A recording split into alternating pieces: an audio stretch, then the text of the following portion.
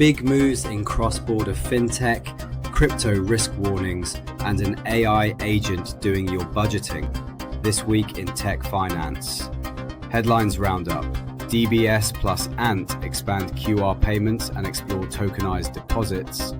21 Shares launches 2 US crypto index ETFs under the 1940 Act. Pine Labs lists strongly in its IPO debut. Cash App introduces MoneyBot, a new AI financial assistant. SoFi becomes the first US bank to roll out crypto trading. Global watchdog warns of risks tied to asset tokenization. JP Morgan now charging fintechs for data access. Bitcoin dips below $100,000 amid liquidity crunch. Welcome to this week's FinTech and Crypto News Roundup. The frontier of finance keeps shifting fast, and this week's headlines show how payments, AI, and tokenization are intersecting in new ways. Let's dive in. DBS and Ant International deepen cross-border payments partnership. What happened? Singapore's DBS Group and Ant International announced a strategic MOU at the Singapore FinTech Festival to scale up cross-border payments and fintech innovation. Under the deal, DBS Paler users will be able to make QR code payments at more than 150 million merchants in over 100 countries via Ant's Alipay Plus network. They're also exploring near-instant remittances between DBS customers and 1.8 billion Alipay Plus accounts using ISO 2022 messaging and looking into blockchain-based tokenized deposits. Why it matters. This partnership is a big deal because it marries DBS's digital banking strength with Ant's payments network and blockchain capabilities. For payments tech watchers, it's a sign that tokenized money and real-time cross-border rails are not just theoretical, they're being actively built. It could accelerate adoption in markets that have long suffered from slow or costly remittances, and also drive inclusive growth by connecting consumers and SMEs across regions. 21 Shares launches first ever 1940 Act crypto index ETFs in US. What happened? 21 Shares, a major crypto ETP issuer, launched 2 new US-listed ETFs, the FTSE Crypto 10 Index ETF, TTOP, and the FTSE Crypto 10 XBTC Index ETF, TXBC. These are registered under the Investment Company Act of 1940, a regulatory structure favored by traditional institutional investors. The ETFs provide diversified exposure to a basket of cryptocurrencies like Ethereum, Solana, Dogecoin, and are rebalanced quarterly to reflect market shifts. Why it matters.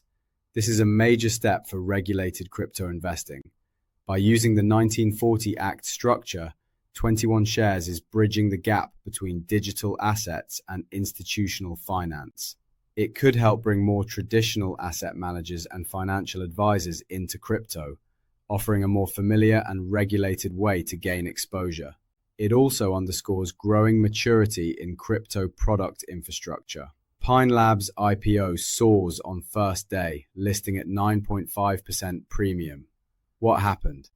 Indian payments fintech Pine Labs made a strong market debut, 9.5% premium, with its shares listing at 9.5% above the IPO price. The warm reception suggests strong investor appetite for fintech firms with merchant commerce and payment platform roots. Why it matters. Pine Labs' successful public listing is a signal that payment fintechs are still very much in favor, especially in markets like India, where digital transactions remain high growth. This could encourage more fintechs to go public and provides a useful benchmark for valuations in the payments and embedded finance space. Cash App rolls out AI MoneyBot to guide users' finances. What happened? Cash App, owned by Block, has launched a new AI-powered assistant called MoneyBot, which helps users understand spending, income, and saving patterns. MoneyBot can answer detailed financial questions. Show me my monthly income versus spending. Surface suggestions like splitting a bill, checking Bitcoin balance, or requesting money. Importantly, it learns from user behavior and tailors its recommendations. Why it matters. This is more than a chatbot. MoneyBot is agentic AI, meaning it can drive action, not just advice. It represents a shift in FinTech, from offering data to proactively helping users manage money, invest, or transact. That could raise engagement, deepen product stickiness, and potentially open new monetization paths. SoFi becomes first US national bank to reintroduce crypto trading. What happened? SoFi announced it's rolling out cryptocurrency trading for its retail customers, letting them buy, hold, and trade assets like Bitcoin, Ethereum, and Solana. CEO Anthony Noto confirmed it's for retail first, but institutional access is coming soon. Regulatory tailwinds helped. The OCC gave clarity in early 2025 that banks of SoFi's type can offer blockchain and digital asset services. Why it matters. This move blurs the lines between traditional banking and crypto. SoFi being the first nationally chartered bank to do this is a major milestone. It could legitimize crypto trading in the eyes of mainstream consumers and sets a precedent for other regulated banks. It also suggests that digital assets may become a core part of banking product suites. Global watchdog warns of investor risks in asset tokenization. What happened? The International Organization of Securities Commissions, IOSCO, issued a report flagging risks in tokenized financial assets, like tokens representing real-world securities such as bonds or stocks. Key concerns. Investors may not fully understand whether they own the real underlying asset or just a token. There are counterparty risks linked to token issuers, and deeper integration with crypto markets could lead to spillover shocks. IOSCO also noted that while tokenization could bring efficiency gains, actual adoption remains limited, and some gains are uneven because traditional market infrastructure is still heavily used. Why it matters. Tokenization is a cornerstone of the future of digital finance, but regulatory scrutiny is tightening. These warnings could influence how fintechs structure tokenized products, how they communicate with users, and what disclosures they need. For investors and builders alike, it's a reminder that the bridge between real-world assets and blockchain isn't risk-free. JP Morgan to charge fintechs for access to bank account data. What happened? JP Morgan Chase struck deals with data aggregators, including Plaid, Yodlee, Morningstar, and Akoya, to receive payments from fintech firms for access to customer bank account data. Previously, these aggregators accessed account data without paying for it. Now, JP Morgan is monetizing that access. JP Morgan says the agreements will help make the open banking ecosystem more secure and sustainable. Why it matters. This could reshape the economics of open banking.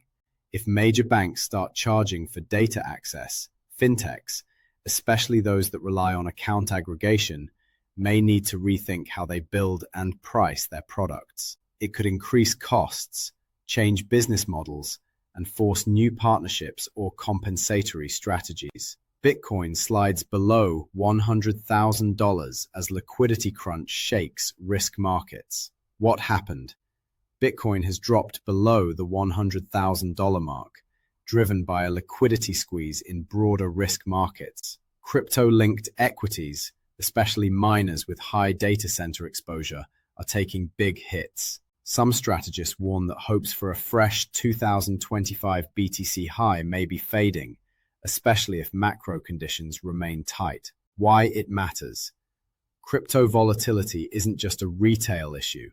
It's now tightly tied to macro and liquidity dynamics. For fintech firms that offer crypto trading, lending, or custody, this could mean higher risk provisioning and more stress testing. For investors, it's a reminder of how exposed even digital gold is to real-world financial cycles. That wraps up this week's roundup of fintech, crypto, and AI in finance. From cross-border payments to AI agents and new risk signals in tokenization, the transformation is accelerating.